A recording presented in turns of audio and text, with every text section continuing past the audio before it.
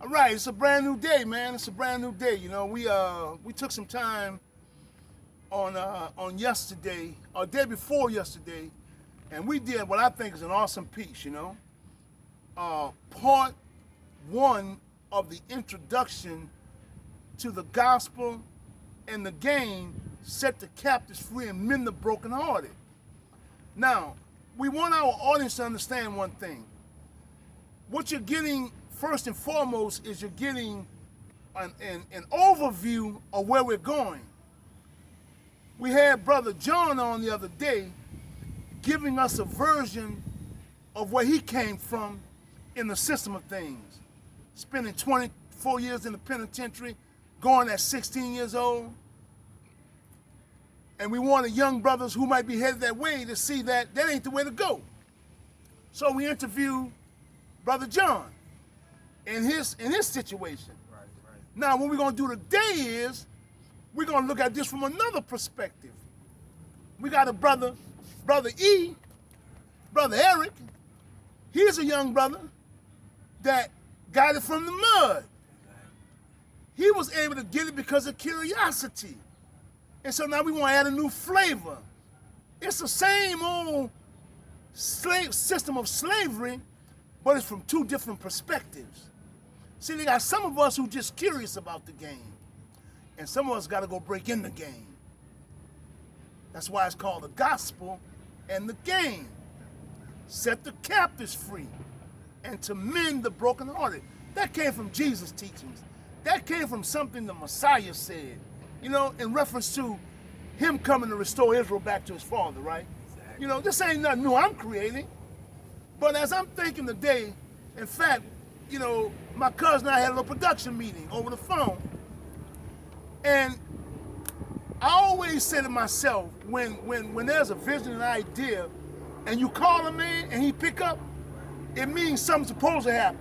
Because a lot of times businessmen like you don't necessarily pick up all the time. You know what I mean? They don't always pick up. But when the brother picked up, we started talking. He said, man, you know what the title ought to be called tonight? First of all, I said, look, E, it's your turn, bro. Right.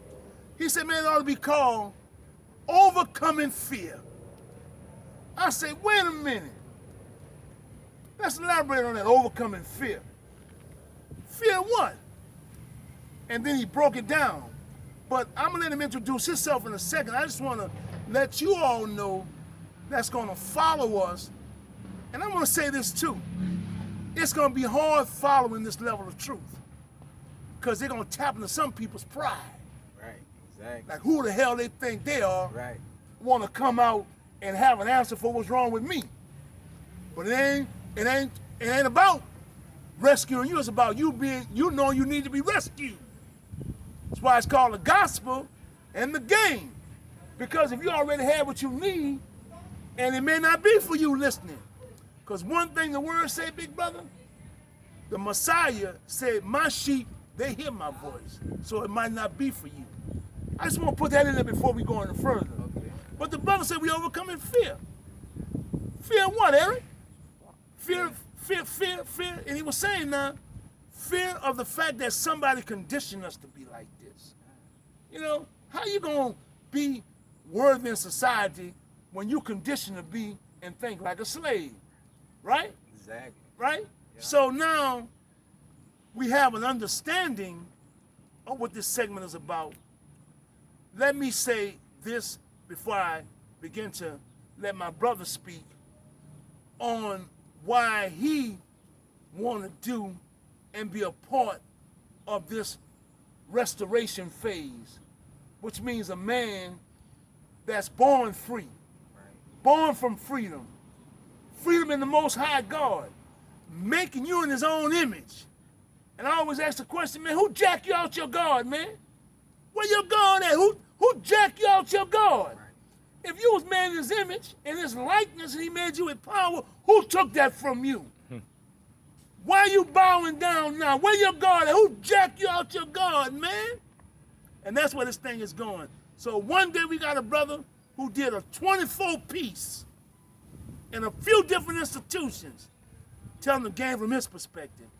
Now we got a young brother in sheer curiosity, gonna tell it from his perspective. Without any further ado, allow me to introduce Brother Eric. Eric, it's a pleasure having you, Same man. here, man. Pleasure being on the set, man. Eric Harper. Eric Harper. E-Fashion, the business. What's it called? E-Fashion. E-Fashion. E-Fashion. That's your baby. Yup. That's your mechanism of trade. Exactly. This is what I want to start with, Eric. All right. If you would like to kind of give us an excerpt of what's been your motivation and your curiosity to know something was wrong with you, and then I'll get into the question and answer session. I got some things I want to ask specifically. All right. But I want to ask you, man, specifically, what's the motivating factor in you growing up and seeing something wasn't right? Well, like my motivation factor was like growing up. You gotta roar at them. It was real. Mama was unfortunate. Dad was in and out of jail. Lights off, water off, stuff like that. So it was like hard. You didn't have. So hard enough to have, you had to do something to get something. Yeah. So with that being said, it was like, if I don't have this ain't on, the water ain't on, lights on, what I'm gonna do to survive? How can I survive for myself as a kid thinking like this? So how old were you at that time? I give it like about 6 or 7. So at 6 years old, Yep. you know that the lights ain't on, the water ain't on, something wrong with that. Yeah, something wrong with that, because I'm seeing other people lights is on. Other families lights on, water on. When I go by my friend's house, they living happy, they living comfortable. So as a 6-year-old, something saying to you, man, something ain't right at my house. Nah, something ain't right. And so where does it take you from there with this curiosity that basic necessities ain't in place? Right. So it took me from there, like, I want to do something. I want to try to find some way to make a couple of dollars or whatnot. So I go knock on the neighbor's door, like, who fortunate, knock on their door to get them to cut their grass or whatnot. And then I seen that, oh, this what it's about, being independent. So I cut their grass, lawn they mowed, stuff like that. And that what took me on to doing what I'm doing, like being independent, self-independent. So at 6 years old, you look at your circumstances and you're realizing, just out of human nature, I guess, Right, exactly. man, something ain't right with this. Nothing. Huh? Something ain't right with this. I don't know what it is, because ain't nobody explained it to me. No. But what I can say is, my friends ain't living like this. Exactly. My friends ain't going out like this. And why am I stuck in this paradigm? So at 6 years old, man, you would knock on somebody's door? Knock on their door and help them cut their grass or rake up their leaves, get $1 like that. And that just stalled in me as a man, a grown man, for us like that. So man, some of us forced to fight at 6. Yeah. Oh man. But let me ask you this then. You know, we talked to Brother John the other day, and he was 10 years older than you at the time, 16. Right. But at 6, ain't too much you could do wrong at 6 to violate. So your innocence at 6 allowed you to ask somebody, could you do something to help them? Exactly. And so what was it like when you knock on the person's door? How did they receive you? It was kind of scared at first, but then it like the guts, me having guts and just doing it, knock on their door. But when they see that, they took the ignition and be like, okay, he's doing something different. He ain't trying to go out and run and do a crime or whatnot. He want to do something productive to earn his. So that right there will motivate them to, okay, I'm going to help you. Yeah, I'm going to let you work. So they saw you trying to help yourself. Exactly. So they decided to help you. Right. Now, most of these people, were they black folks like you? Were they white folks, blue folks, red folks? What kind of people? They was white folks. Wait. Let me understand something now. You lived in a community where they had more Caucasian people than black people? Yeah. Well, why did you choose to knock on somebody's black door? Why I didn't choose to knock on? Yeah. When you, so if I asked you, like, who were these people? Right. You said primarily Caucasian people, white people. Then what prompted you knock on their door? Why you didn't knock on black folks' door? The reason why, because most of them, they had lights and water on, but they wouldn't want to give me no job. They don't want to give me no job. You sensed that, or you just felt that, or you had experience with somebody telling you no? I sensed that. if they did want to give me a job, it was less money. Want to send me to the store or something like that. Oh, so you were able to determine who could break you off. Right, exactly. Who could probably break you off? Who can give me some money to afford to put the lights on? Who can give me some money to afford to put some food on the table? So you're 6 years old, and man, tell me a story where perhaps at that time it lasts what, from 6 to what? Was this a gradual thing? It lasted from like, I give it to like 6. It was like to 6 to probably about when I was 13, 14. 13, 14. Yeah. So at 13, 14, you really grasp into the situation, and so you can even offer a few more things at 13 that you couldn't do at 6. Exactly. But I get you you're saying at 6 years old you had the wherewithal to know that you need to do something, ask somebody. Yeah. To get where you gotta go. That's powerful, man. Mm-hmm. That's powerful. That's powerful. And the reason I ask that question is because even at 6 and 7, they got young people 8, 9, 10 years old in juvenile detention, being mischievous, stealing, right? But so I'm getting to the point where when you're an entrepreneur, and when, cause stealing ain't in all of us. Being a thief and being a robber, we ain't born with that. Sometimes our circumstances takes us there. Is that fair to say? Yeah. So this 6-year-old kid grew up 7, 8, 9, 10 on his own, Yeah. realizing that, man, this thing works. Yeah. Asking somebody. Right. So did you ever have any situations where you decided you want to take something because what they were offering at 6 wasn't enough? Or 7, 8, 9, 10? It was a couple of situations that I wanted to take something, but I said, nah, that wouldn't be the right proper approach because that gonna end me up in jail or end me up over. So you did get the thought. Yeah, get the thought. So I just went in and got a job like when I was 14. Right. I got in high school. I went and got a job. Yeah. And so, my man, you remember what that job? What was that job doing? It was like pool operating at Ironwood Fitness Center.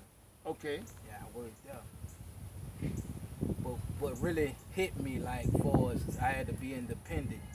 When I worked there, it was like I worked there for like 5 years. 5 years. Right.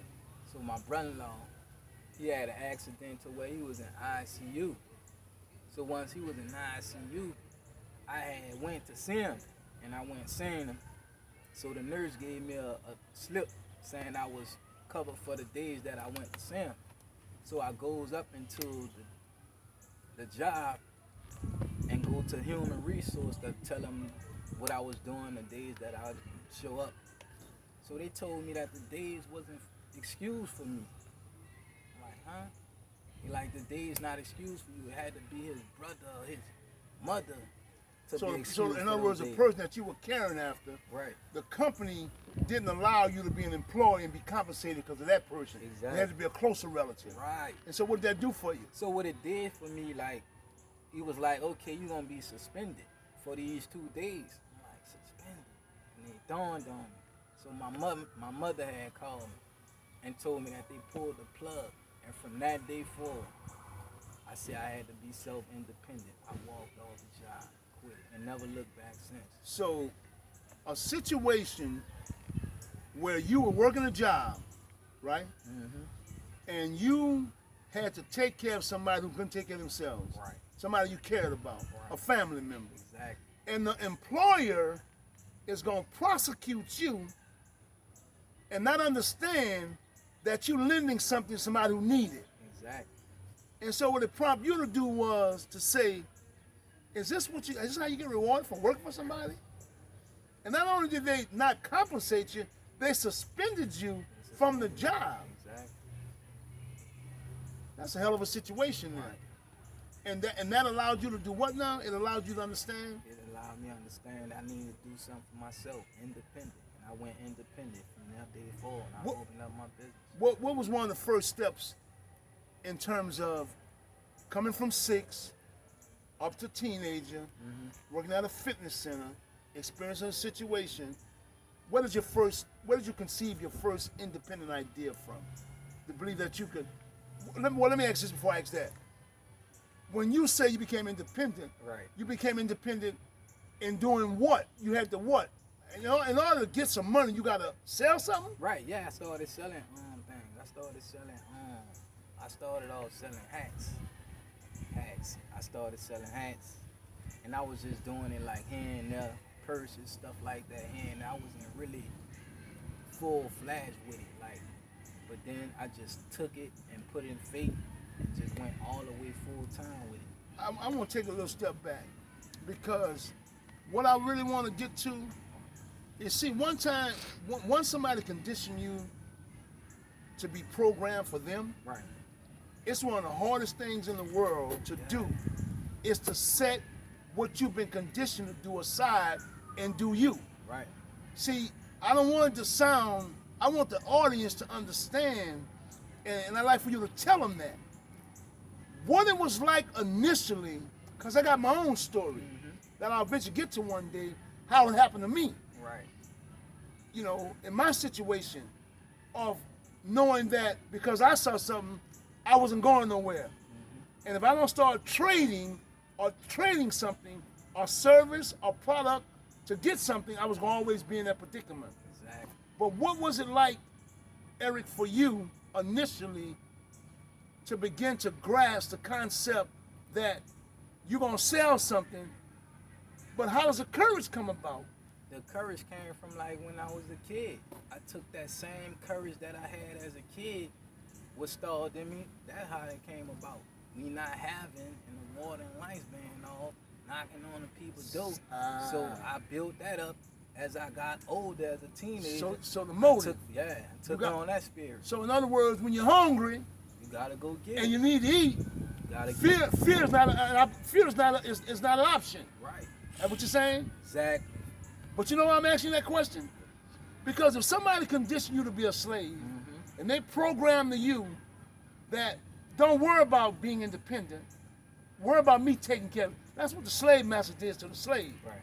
The slave master said, listen, don't worry about what you're going to eat, where you're going to sleep, what you're going to wear, because I bought you and I own you. You got me? Yeah, I got you. So I want to hit home with this. Because now we talking to a young brother who didn't have to go to the joint to get this spirit. No. He got it at 6 years old, right? Yeah. So, because one thing I know about this game of freedom, because I experienced it, Right. one of the most difficult things in the world for a human being to do is to have faith in themselves. Yeah. Believe in yourself. Believe in yourself Yeah. to know you can get something done. Yeah. You follow me? Yeah, to believe you can get it done. See, I want to eliminate the fantasy. Anybody can say, man, you know, this is what was happening, and I went over there and asked somebody. No. But let's deal with the reality Right. of the kind of courage it takes to get that done. Just overcoming your fears and just going for it. It was hard. It was hard. Well, now, when I started off, I said when I talked to you there in our little production meeting that you coined the phrase "overcoming your fears." Yeah. You see, what this is about here, even in your conversation, even in your talk, even in your tone, it's about freedom, man. Right. You know? Now everybody is not when you ask most people to sell something, you know, sales is frightening. To sell something, let me make the point. I used to sell cars. I moved from New Orleans and I lived in San Jose, California. And I went out to try to sell a car, right? And what happens is that everybody got to come to the realization of overcoming their fears. You know what my greatest fear was on the car lot? What's that? Asking white folks for their money. Okay. Yeah. Now let me elaborate on that a bit more. When you're taught and you come from New Orleans, the ghetto, and you move to San Jose, California, and you go to a dealership in Santa Clara, Stevens Creek Nissan. Now I'm sharp now. I could talk. I dress pretty decent. But when I saw white folks, I didn't think I was qualified to ask them for their money. And when I took that spirit to them, It was fear. Because I was programmed. Exactly. But wait a minute. Over the years, it was revealed to me. See, that's a slave you got to set free. That's what we're talking about. That's what this message is about. This message is about another brother becoming an entrepreneur, because if those who are listening to us don't understand, you got to overcome a hurdle, man. We're going to always be in a paradigm working for somebody else, and we ain't going no damn well. Nowhere.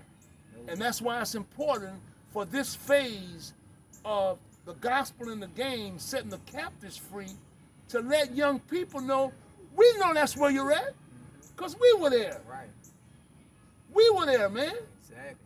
And that's why I think this documentary is going to be powerful, because all we're saying is, I have been forced, man, to do for me. Because if I don't, ain't nobody else going to do for me. Yeah.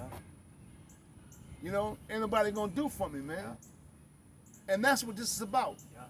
Getting your version of being set free. And now what we're saying is, instead of like Brother John a couple of days ago telling us about making a decision to get an armed robbery charge at 16, we're going to talk about what Brother Eric said about knocking on somebody's door at 6 and having it built up in him up until 16, and then going to the job and having a man tell you you can't even go to the hospital with your people. Right. So in other words, what I'm saying, Eric, is this. If you continue that path, you ain't going no damn well. I wasn't going nowhere with that. But you came to the realization. I came to a realization, so I had to do something for myself. And I've been doing it ever since. Yeah, you've been doing it ever since. Ever since. And I let had me, that same thought that I had at 6. but let me ask you this in closing, as we begin to close this part 2 phase of the introduction to the gospel in the game and set the captives free. I want to ask you this in closing, because I already know, man, we weren't born to be slaves. Jesus the Christ, the anointed Messiah, he came to restore Israel first. That's what he came to do. But they rejected him. And the Father, the Hebrew God, whose name is Hashem in Hebrew, he was the one who told Brother Peter to kill and eat, which means to go into the Gentile people. Gentile means someone who don't have a God. We were really heathens. Okay. Go let these people know that there's freedom in me. I set it up like that to say this. That's where we're going with this. Because it's already been written. We just don't know it's written. But that's what Jesus meant when he said that he was anointed to set the captives free and to mend the brokenhearted. A captive is someone who's bound psychologically. Right. And I think it's a damn shame in 2021, especially after the pandemic, that we still sitting here being stopped by the police, being shot and killed, being murdered, your George Floyds, your Trayvon Martin, your Sandra Bland's, Breonna Taylor, all these people of color are dying at the hands of a system that we ain't even got to deal with. Because everything we need, we got amongst each other. But until we can get that slave set free, Fear. huh? That fear. It ain't going nowhere. Let me say this and ask you this, and let you close. What would you tell a young person, if you had something to share in this introduction, about getting the courage to at least try to overweigh your fears, to know there's a better and brighter day after you overcome it? What would you tell a young brother so that you don't have to go and rob somebody, you know? I would just tell him, like, for as just do what you have to do, like, for as, like, making preparation for yourself and being independent for yourself and overcoming fear. It's gonna be scared, because I was scared. Right. But once you find that out, that you have it in you, you can set yourself free and just go through it. Go through it. You can set yourself free. So let me keep it. Things. Let me keep it real now. Now, what I'm saying in essence is, man, everybody ain't Eric. Yeah. Everybody ain't Ahmad. Mm-hmm. Everybody ain't John. You know what I mean? But I get your point. Right. But I'm going to say this to any young person listening out here. You were designed for greatness. Greatness is who you are. Greatness is in you. All you got to do is discover it. That's why there need to be programs available, like an entrepreneur program, that we're going to put together. Because that's the problem. We ain't found the word. But man, it was a pleasure having you here today, Brother Eric, and having you give your version of your demise, because we're in the seed planting business. Right. We don't do no watering because we can't make it rain. All we can do is plant a seed and hope it falls on good ground. Because there's too many young people that don't have the answer. But I appreciate your courage and your compassion for the cause and wanting to spread the gospel in the game, black man. Thank you for It's having my me. pleasure, man. Same here. Shalom.